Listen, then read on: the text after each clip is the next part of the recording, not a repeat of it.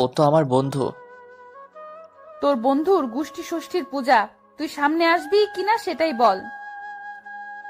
আচ্ছা, যাচ্ছি। নিশি আর কিছু বলার আগে আমি সামনে এসে বসলাম।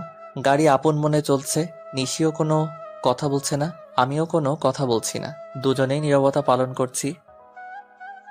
তোমার কি বউ মরছে? কথাটা শুনে অনেকটা চমকে গেলাম। মানে বুঝলাম না, বিয়ে না করতেই বউ কিভাবে মরে? তাহলে কিসের জন্য নীরবতা পালন করছো? নীরবতা পালন করতে যাব কেন আমি? তাহলে কি মুখে সুপার গ্লু লাগিয়ে দিছে কেউ? কই না তো। তাহলে কথা বলছো না কেন? কি বলবো? মনের সাথে থাকলে মুখ দিয়ে খই ফোটে, আর আমার সাথে কি বলবে সেটাই জানে না। মন আমার।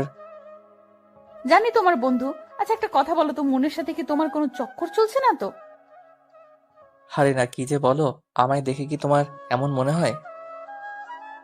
দেখে তো। যাই হোক, এসব চক্কর টক্কর আমাদের বাসায় চলবে না, নয়তো বাসা থেকে বের করে দিব।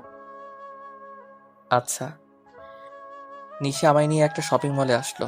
এরপর ও শপিং করলো, আর আমি ওর পিছনে পিছনে ঘুরলাম। সন্ধ্যায় বাসায় আসলাম। আমি রুমে এসে ফ্রেশ হয়ে একটু শুইলাম।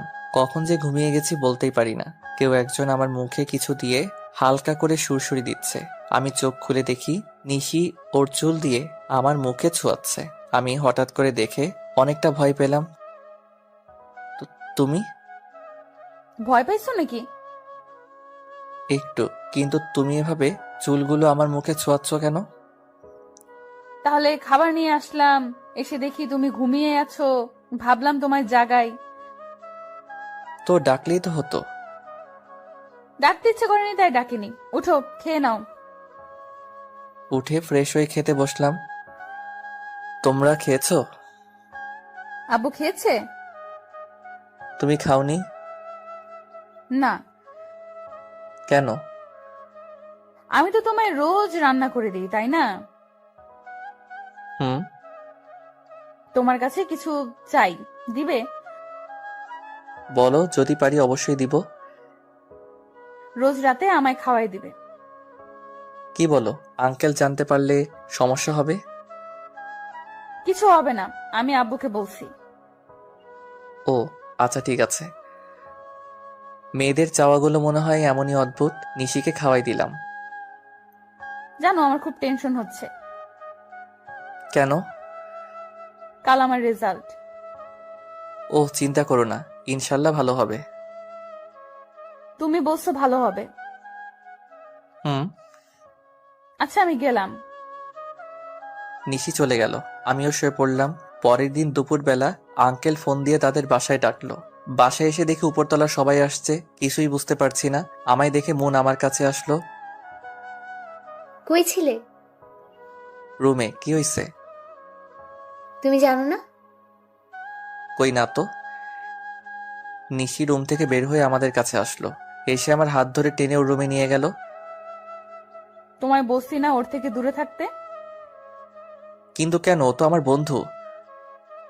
তাতে কি হয়েছে? বন্ধু কলেজে আসছে, বাসায় না। আচ্ছা, তুমি যেভাবে হাত টেনে নিয়ে আসলে সবাই কি ভাবছে বলো? কে কি ভাবে ভাবুক, তাতে আমার কি? ও তো তোমার রেজাল্ট তো শোনা হলো না। আমি প্লাস পেয়েছি। হঠাৎ করে আমায় জড়িয়ে ধরলো। হয়তো খুশির কারণে আত্মহারা হয়ে গেছে। সরি। ঠিক আছে। জানো, আমি এবার আপনাদের ভার্সিটিতে ভর্তি হব। তাই? হুম। আমি আজ অনেক খুশি। তো এখন বাইরে যাই, নয়তো সবাই কি না কি ভাববে। হুম, চলো। নিশি আর আমি বাইরে চলে আসলাম। মন আমাদের দিকে আসছে। নিশি, তোমার সুমন ভাইয়াকে মিষ্টি খাওয়াইছো? ভুলেই গেছি, এখনই নিয়ে আসছি। সমস্যা নেই, আমি নিয়ে আসছি। সুমন, এই নাও, হা করো। হাতে দাও। না, আমি খাওয়াই দেব। আচ্ছা। নিশি অগ্নি দৃষ্টিতে আমার দিকে তাকিয়ে আছে, কিন্তু মন ওর মতো করে প্রশ্ন করছে। সুমন দেখো তো, আমি শাড়ি পরেছি, কেমন লাগছে? হুম, সুন্দর। জানো, তুমি ওই দিন ক্যাম্পাসে বলেছিলে না শাড়িতে মেয়েদের অনেক সুন্দর লাগে, তাই অনেক চেষ্টা করে শাড়ি পরেছে। তাই মোনাপু এটা বলেছে। তুমি জানো নিশি, সুমন কাল আমায় বলেছে আমি নাকি অনেক সুন্দর দেখতে। আরো অনেক কথা বলল মন। নিশি কিছু বলছে না, শুধু একবার আমার দিকে তাকাচ্ছে আর একবার মনের দিকে তাকাচ্ছে, কিন্তু মনের দিকে নরম দৃষ্টি আর আমার দিকে গরম দৃষ্টি।